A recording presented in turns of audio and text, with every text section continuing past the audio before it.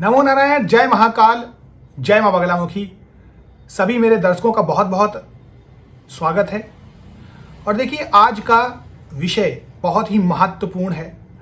आज मैं आपसे बात करूंगा एक बहुत ही जो सबसे ज़्यादा सर्च होता है टॉपिक, वो है ब्रह्म मुहूर्त। ब्रह्म मुहूर्त के बारे में आप सभी लोग जानते हैं, इसमें कोई शक नहीं है। ब्रह्म मुहूर्त में असीम एनर्जी होती है, असीम सिद्धियां आपको मिलती हैं। ब्रह्म मुहूर्त के पीछे साइंटिफिक कारण भी है कि इस समय में अगर आप कोई भी कार्य करते हैं तो वो जल्दी सिद्ध होता है। लेकिन आज का मेरा वीडियो इन सब से अलग है। मैं आज अपने इस वीडियो के माध्यम से आपको बताने जा रहा हूं, बताने की चेष्टा कर रहा हूं कि ऐसे कौन से वो कार्य हैं जो आपको ब्रह्म मुहूर्त में करने चाहिए, जिससे आपको सिद्धियां मिल जाएं, आपके सारे काम बन जाएं। क्योंकि एट द एंड में आप यही चाहते हैं कि आपकी मनोकामना पूर्ण हो। ब्रह्म मुहूर्त का समय सूर्य के हिसाब से होता है। सूर्य डिसाइड करेगा कि किस तरीके से आपका ब्रह्म मुहूर्त होगा। लेकिन अगर एक जर्नल फैक्ट की बात करूं तो 4 से 5:30 बजे का समय ब्रह्म मुहूर्त का माना गया है। इसमें आपको गूगल करने की जरूरत नहीं है, कहीं जानने और समझने की जरूरत नहीं है।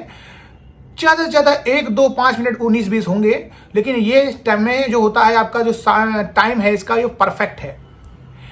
तो इस बीच में हम ऐसा क्या करें, 1.5 घंटे का समय है।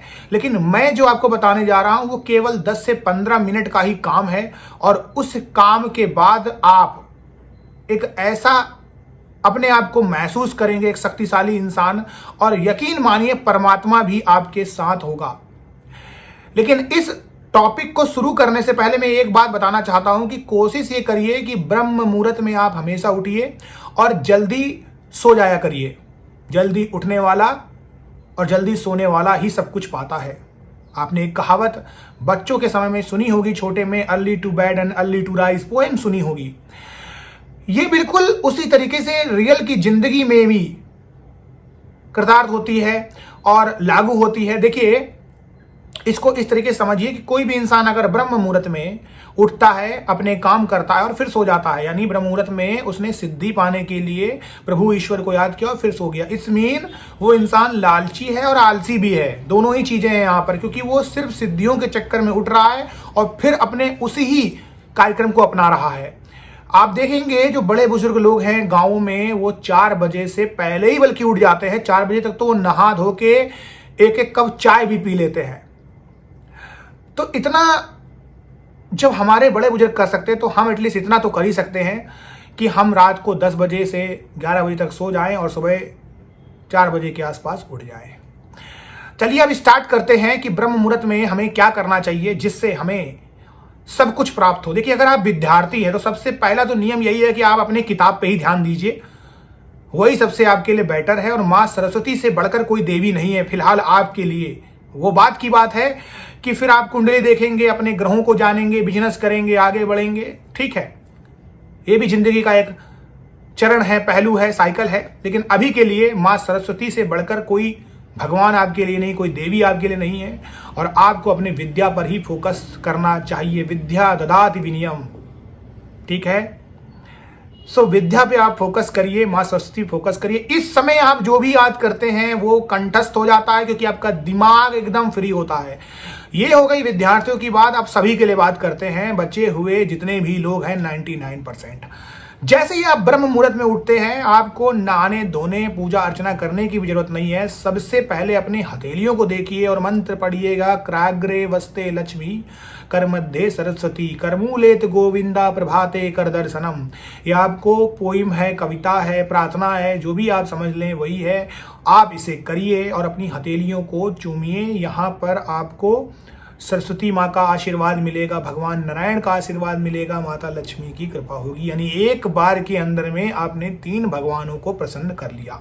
यह आपका पहला कर्तव्य होना चाहिए। उसके बाद दूसरा कर्तव्य होना चाहिए कि जैसे ही आप धरती से नीचे अपना पैर उठाएं तो सबसे पहले अपना धरती पर पैर रखने से पहले माँ पृथ्वी को नमस्कार करें, उनके चरण छुएं, उनसे बोलें कि हे माँ, आपके कारण ही मैं इस धरती पर हूँ, सब कुछ आपका ही है, मैं आपको नमन करता हूं या करती हूं।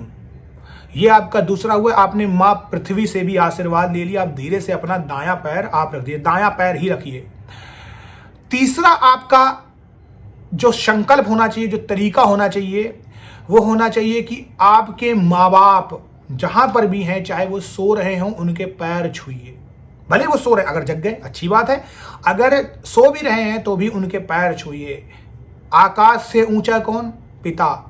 पृथ्वी से बड़ी कौन? माता।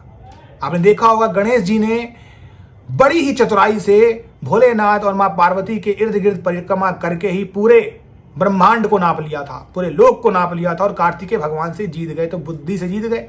लेकिन यहां पर बात बुद्धि की नहीं है। यहां पर आपको बुद्धि का प्रयोग नहीं करना है, आपको अपने संस्कारों का प्रयोग करना है। जब संस्कारों का आप प्रयोग करेंगे तो आपको इससे बेनिफिट ही मिलेगा और अच्छे बेनिफिट मिलेंगे। तो आप माता और पिता के पैर छूइए, ये आपका कर्तव्य है। ये 3 काम आप करिए, इसमें कोई दिक्कत परेशानी कोई परेशानी नहीं। यानी पहले आप उठ गए, आपने नमन किया माता सरस्वती को विद्यार्थियों के लिए, अगर विद्यार्थी हैं केवल। लेकिन अगर आप समाज वाले हैं तो सबसे पहला नियम हथेली को देखना, पृथ्वी माँ को नमन करना, उन्हें शुक्रिया कहना, धन्यवाद देना, थैंक यू बोलना, माँ बाप के पैर छूना। और जो चौथा जो आता है वो बिना कोई गुरु दीक्षा लिए, बिना कोई काम करे आप एक मंत्र का जाप कर सकते हैं इस समय ब्रह्म मुहूर्त में।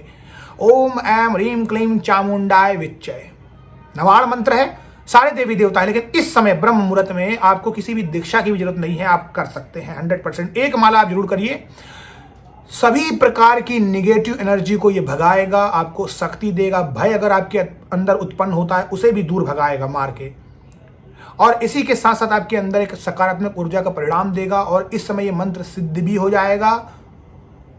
इसमें माँ काली की शक्ति है, भय आपके अंदर नहीं आएगा। श्री कृष्ण भगवान का आकर्षण है, कामदेव भगवान का सौंदर्य है। तो एक साथ कई देवताओं की आपके ऊपर कृपा होगी और इसी के साथ साथ 9 ग्रहों की भी कृपा होती है कि इसके अंदर 9 ग्रह भी समाहित है। तो एक बार में आप सब कुछ हासिल कर लेते हैं। सो ये जो 4 काम हैं ये आपको हर हालत में करने चाहिए। अब उसके बाद आप चाहें तो कुछ भी करें, कोई फर्क नहीं पड़ता है। वो आपका दैनिक काम है, आप बिजनेस पे जाएं, नौकरी पे जाएं, खेलें कूदें, कोई प्रॉब्लम नहीं। लेकिन ये अगर काम आप करते हैं दिल से और धैर्य के साथ करते हैं, यकीन करके करते हैं, तो यकीन मान के चलिए आपकी लाइफ बदल जाएगी। एक सक्सेसफुल इंसान जो जिंदगी में तरक्की पाता है वो हमेशा सुबह अपना बिस्तर त्याग देता है। तो ये जो आपके अंदर बुराई है आलस नाम की, यही सबसे बड़ा आपका शत्रु है। इसको दूर करिए, आप जगत में सब कुछ पालेंगे, अध्यात्म में भी सब कुछ पालेंगे। आपकी तरक्की होती चली जाएगी, उन्नति होती चली जाएगी, आप सभी लोगों का कल्याण हो। मैं यही अपने इष्ट श्री हरि नारायण विष्णु से कामना करता हूँ। नमो नारायण, जय महाकाल, जय मां बगलामुखी।